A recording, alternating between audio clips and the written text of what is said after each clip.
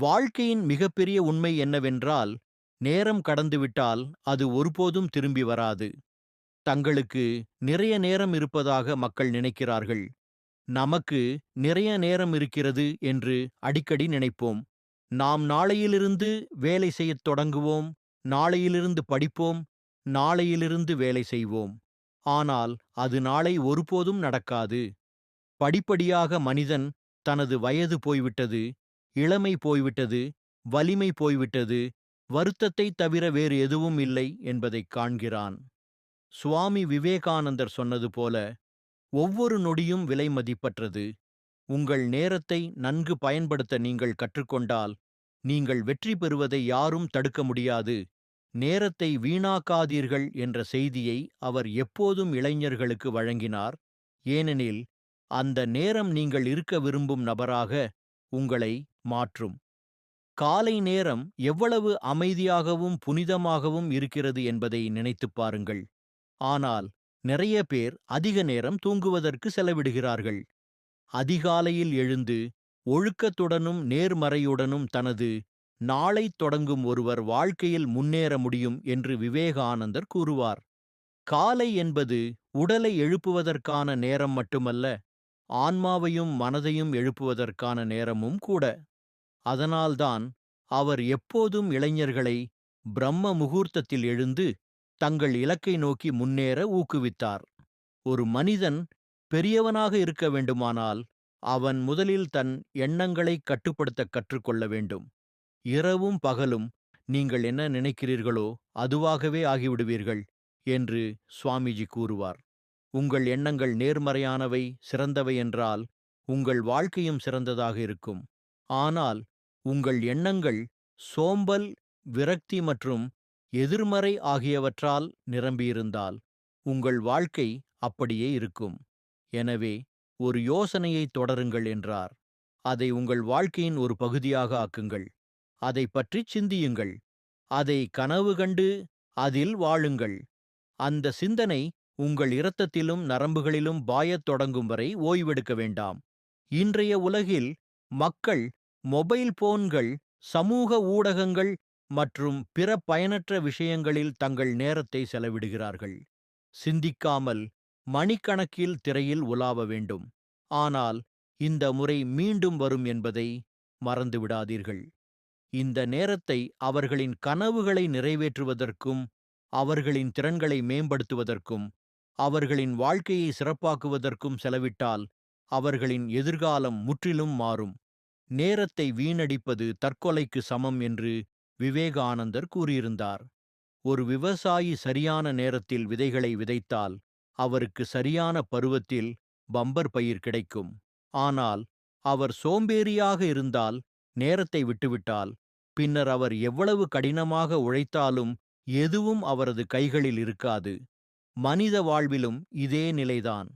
உங்கள் இளமையில் நீங்கள் நேரத்தை சரியாக பயன்படுத்தினால் நீங்கள் முழு வாழ்க்கையும் மகிழ்ச்சியுடனும் மரியாதையுடனும் வாழ முடியும். ஆனால் சோம்பல் மற்றும் பயனற்ற விஷயங்களில் இளமை இழந்துவிட்டால் பின்னர் வருத்தத்தைத் தவிர வேறு எதுவும் இருக்காது. ஒவ்வொரு இளைஞருக்கும் எல்லையற்ற ஆற்றல் இருப்பதாக விவேகானந்தர் நம்பினார்.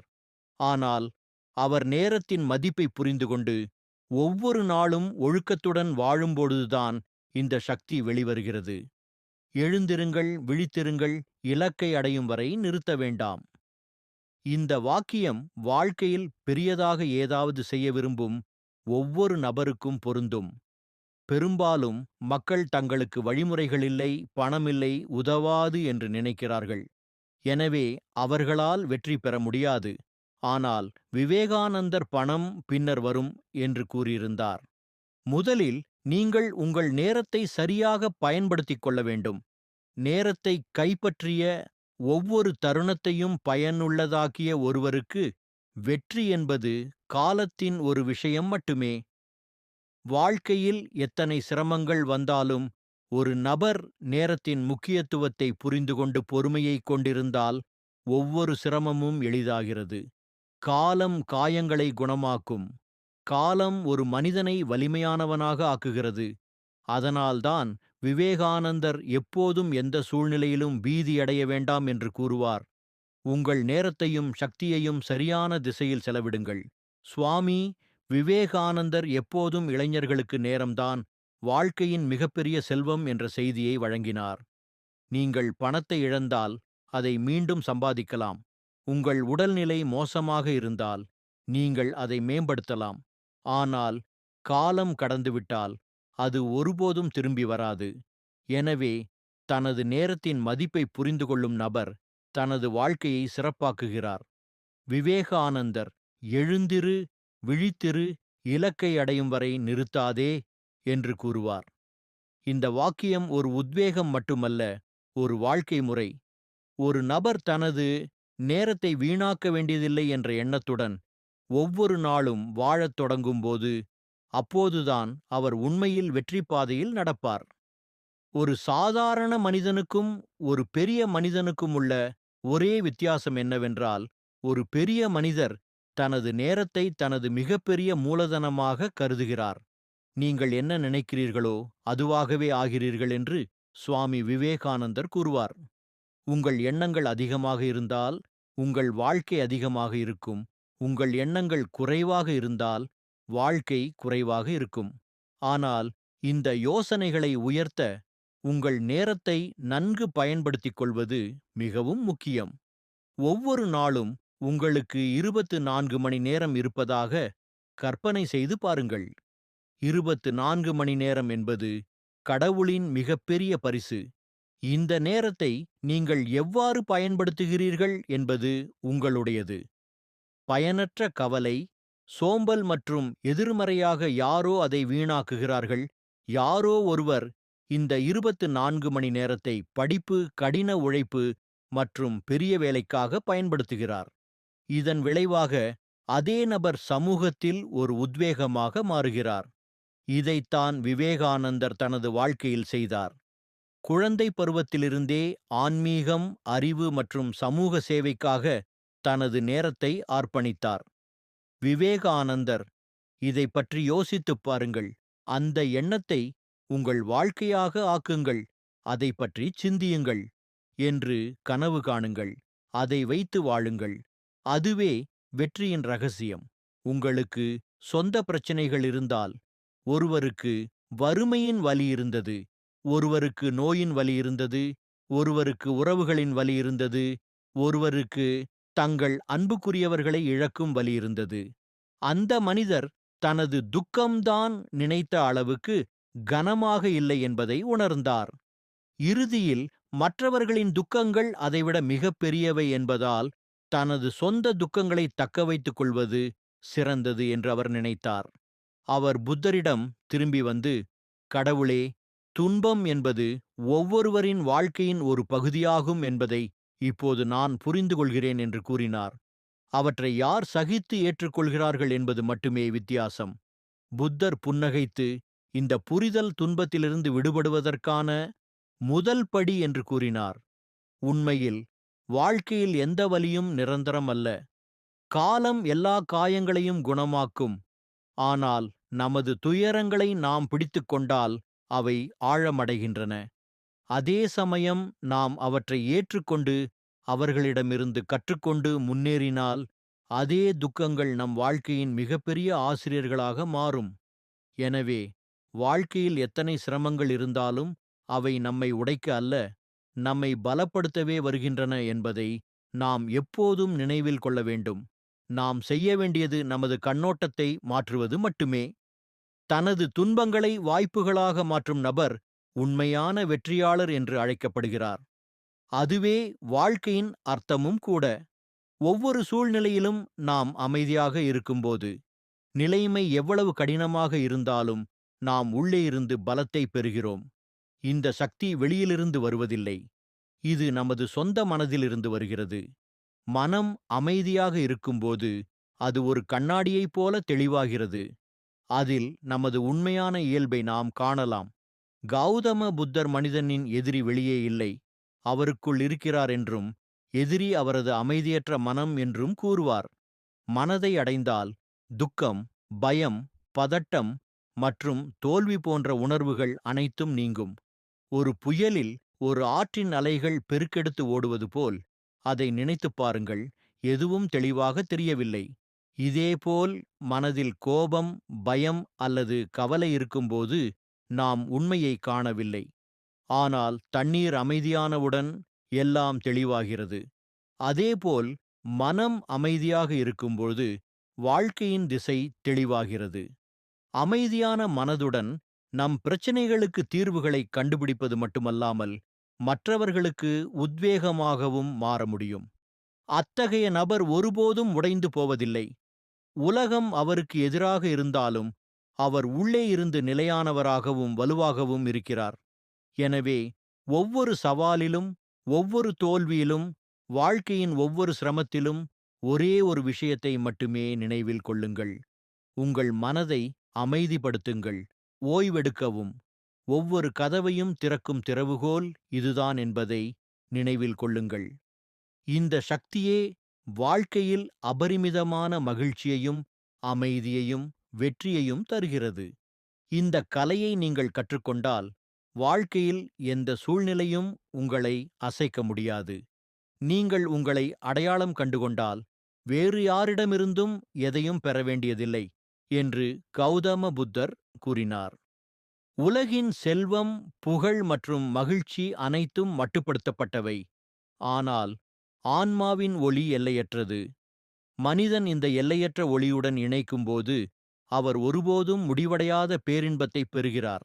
சீடர் ஆச்சரியப்பட்டு, ஆண்டவரே, நாம் உலகத்தை விட்டு ஓடிப்போக வேண்டும் என்று இது அர்த்தப்படுத்துகிறதா? நீங்கள் உங்கள் கடமைகளையும் குடும்பத்தையும் விட்டுவிட வேண்டும். பூத்தர் புன்னகைத்து, இல்லை, உலகத்திலிருந்து தப்பி ஓடுவது தீர்வு அல்ல என்றார். ஓடிப்போவது என்பது துன்பத்தின் முடிவு அல்ல. அவை மனதில் புதைந்து பின்னர் ஏதோ ஒரு வடிவத்தில் வெளிப்படுகின்றன. உலகில் வாழ்ந்தாலும் வைராக்கியத்தில் உங்கள் மனதை நிலைநிறுத்த கற்றுக்கொள்வதே ஞானம்.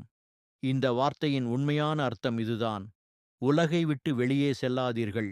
பின்னர் புத்தர் ஒரு உவமையை கூறினார். தாமரை மலரை பாருங்கள். அவர் சேற்றில் பிறந்தார். ஆனால் அவனால் அவளை தொடவே முடியவில்லை. அதே வழியில் உண்மையான தேடுபவர் உலகில் இருக்கிறார். ஆனால் உலகிற்கு அப்பால் இருக்கிறார்.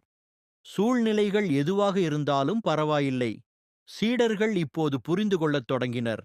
அதற்கு அவர், ஆண்டவரே, சுய அறிவின் பாதை கடினமா? புத்தர் அமைதியான குரலில் பதிலளித்தார். கடினமே மனிதனை கடினமாக்குகிறது.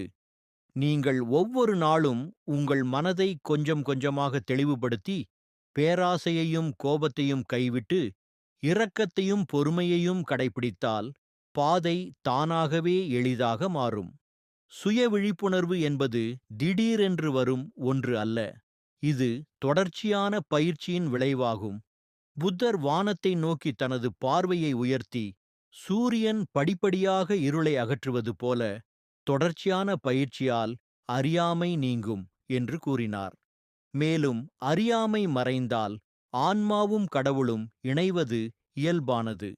அந்த ஒன்றியத்தில் பிரிவினை இல்லை. வெளிச்சம் மட்டுமே உள்ளது. சீடர் மிகவும் ஈர்க்கப்பட்டார். அவரது கண்கள் ஈரமாக இருந்தன. அவர் புத்தரின் பாதங்களுக்கு சரம் பணிந்து, ஆண்டவரே, ஆன்மாவும் கடவுளும் ஒன்றிணைவது ஒரு வெளிப்புற பயணம் அல்ல, ஆனால் ஒரு உள்பயணம் என்பதை இன்று நான் அறிவேன். இப்போது நான் இந்த சாதனாவை என் வாழ்க்கையாக மாற்றுவேன். புத்தர் அவரை ஆசீர்வதித்தார். நினைவில் வையுங்கள், தியானம் ஒருபோதும் வீணாகாது. ஒவ்வொரு கணத்தின் முயற்சியும் ஆன்மாவை கடவுளை நோக்கி அழைத்துச் செல்கிறது. பொறுமையாக இருங்கள். உண்மையை கடைபிடியுங்கள். இரக்கத்தை ஒருபோதும் கைவிடாதீர்கள். இதுவே வழி. படிப்படியாக அவரது வாழ்க்கை மாறத் தொடங்கியது. முன்பு அவர் ஒரு சிறிய விஷயத்தால் கோபப்படுவார். இப்போது அவர் நின்று சிந்திப்பார். யாரிடமாவது கோபம் வரும்போதெல்லாம் அவர் உடனடியாக தனது மூச்சுக்கு கவனம் செலுத்துவார். சில நிமிடங்களுக்குப் பிறகு அவரது மனம் அமைதியானது. கிராம மக்களும் இந்த மாற்றத்தை கவனித்தனர். முன்பு அவன் எப்போதும் பதட்டமாகவும் மன அழுத்தமாகவும் காணப்பட்டார். ஆனால் இப்போது அவரது முகத்தில் அமைதியும் நம்பிக்கையும் பிரதிபலிக்கத் தொடங்கின. ஒரு நாள் கிராமத்தின் பெரியவர்கள் அவரிடம், மகனே, உனக்கு இந்த அமைதி எங்கிருந்து கிடைத்தது இந்த மாற்றம் எப்படி ஏற்பட்டது? இவை அனைத்தும் தியானம் மற்றும் சரியாக சுவாசிக்கும் பயிற்சியின் விளைவாகவும் என்று அமன் புன்னகைக்கிறார்.